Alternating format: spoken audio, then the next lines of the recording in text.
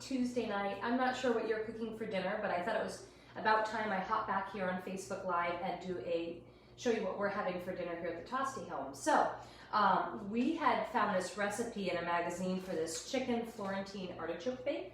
There we go. And often when I find a recipe, I'm like, I wonder what I can do to make it a little bit better, a little bit featuring more of our Tastefully Simple products. So this called for 2 cups of cooked chicken, and I thought, well, that's easy.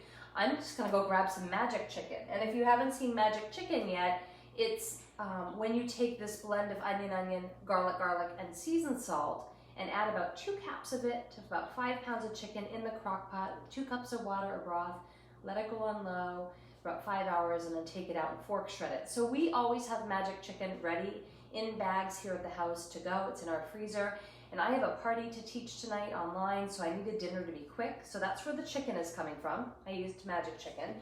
And then it also is calling for a dried Italian seasoning, and why would I do that, right? We have a lovely Italian garlic seasoning I'm gonna use.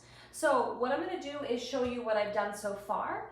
I'll show you the main part of assembling this, and then I'll post a photo of the after kind of shot later. So the first step for this dish was preheating the oven to 350 degrees.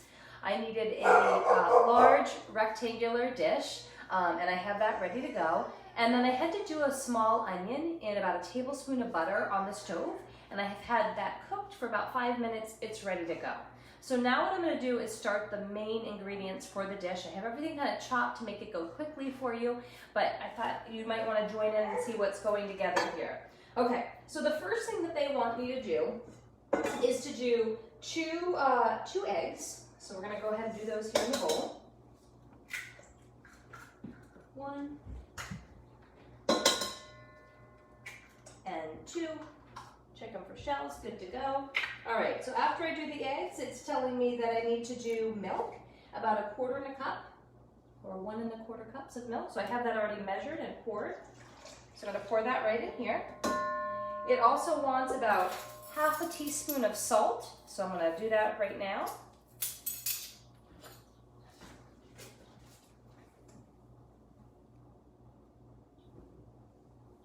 There we go, 1/2 teaspoon of salt. And then it's calling for just about 1/4 teaspoon of black pepper. And I'm just gonna do a couple twists on this and eyeball it, because sometimes you can do that, and be good to go.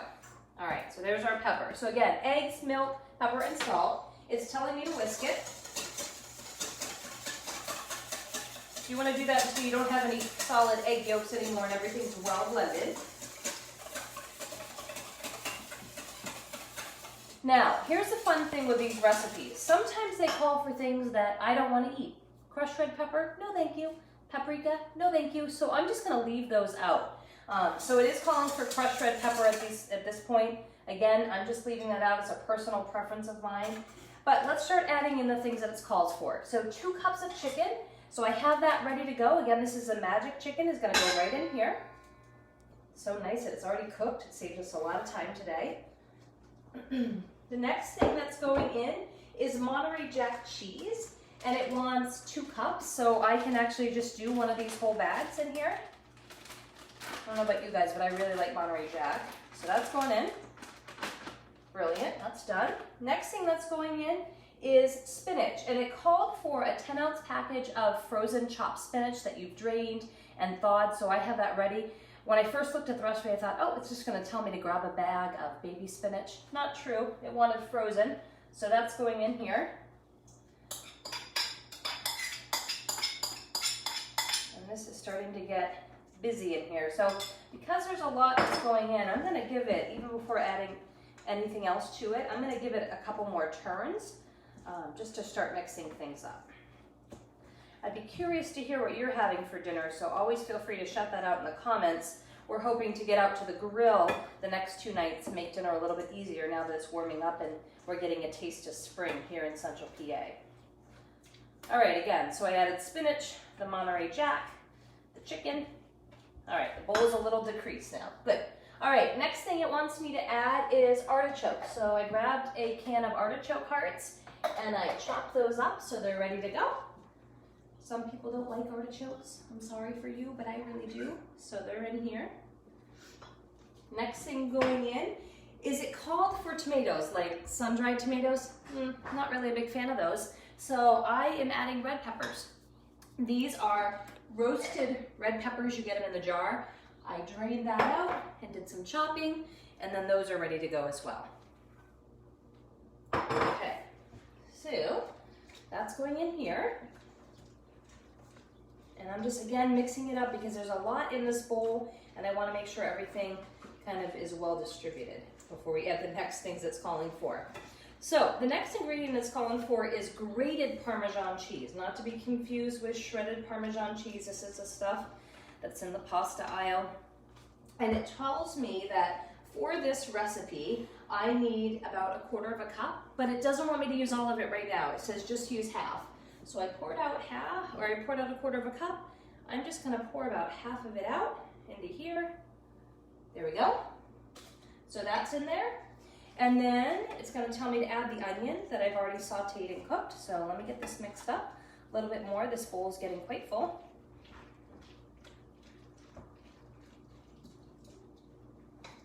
All right, so here comes the onions. Again, we did this right before we started. A small onion, chopped, sauteed in about a tablespoon of butter. So that's going in now.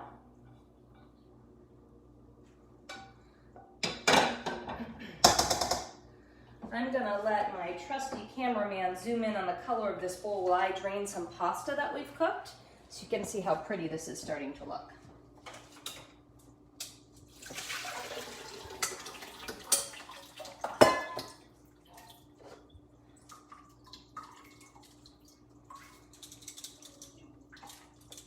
Okay, so coming back out to you, this is 8 ounces of cooked bow tie pasta that's ready to go.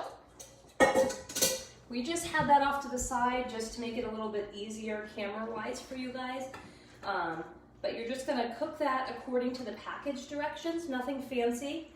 And just in case you're wondering, when you get a box of bow tie or farfalle rather, it's about 12 ounces. You're gonna use about 3/4 of the box. You could do a different pasta if you had it at home. If you just were out of this and wanted to use something else, feel free. Okay, so this is all mixing up nicely.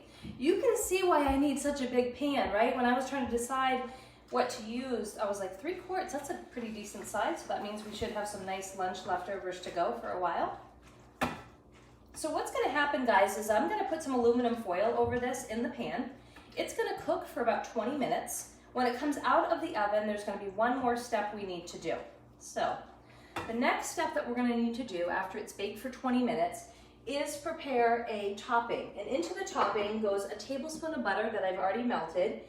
It goes the rest of the Parmesan cheese, and into this goes our breadcrumbs, so about 1/2 cup of breadcrumbs. So this is the topping that goes on the top of the casserole. So it just makes it nice and golden brown. And before I forget, I need to add in that Italian seasoning. So hang tight for 1 second, but this is your topping. So again, this is just butter, Parmesan cheese, and some breadcrumbs. All right, so the Italian garlic seasoning is the last thing that's gonna go in here. And it's about a teaspoon. We love this to make, we love using this one to make garlic butter. The recipe's right on the side of the container, so you can certainly do this. But anytime a recipe's calling for an Italian seasoning, I'd highly recommend you pick up this one. So just a teaspoon here. I'm just gonna go all over it like that. And then give this a couple more good turns. All right. If you haven't noticed, our new spring catalog is out. You can see that on my website with about 15 new products. That means there's new recipes for you to try too. I'll try to do some more videos to show you what we're having for dinner so you can get to see and enjoy.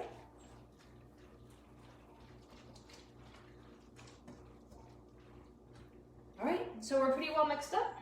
This is gonna go right into the dish.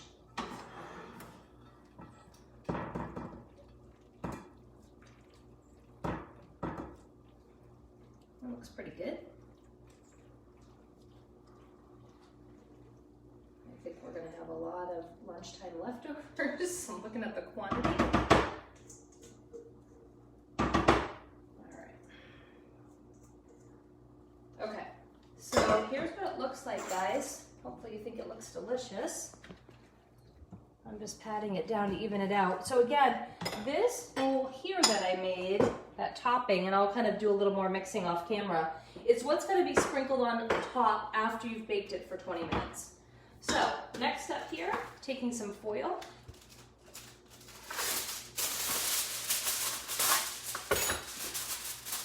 Just covering that. And again, we'll go in the oven for about 20 minutes. Look for the final photos on this Facebook business page. I hope you've enjoyed this quick video. Again, this was a Chicken Florentine Artichoke Bake that we added just a couple Tastefully Simple twists to. All right, well, I'll show you the photos after we're done. I hope you're having a great day and enjoying the beautiful weather. Thanks everybody for watching. See ya.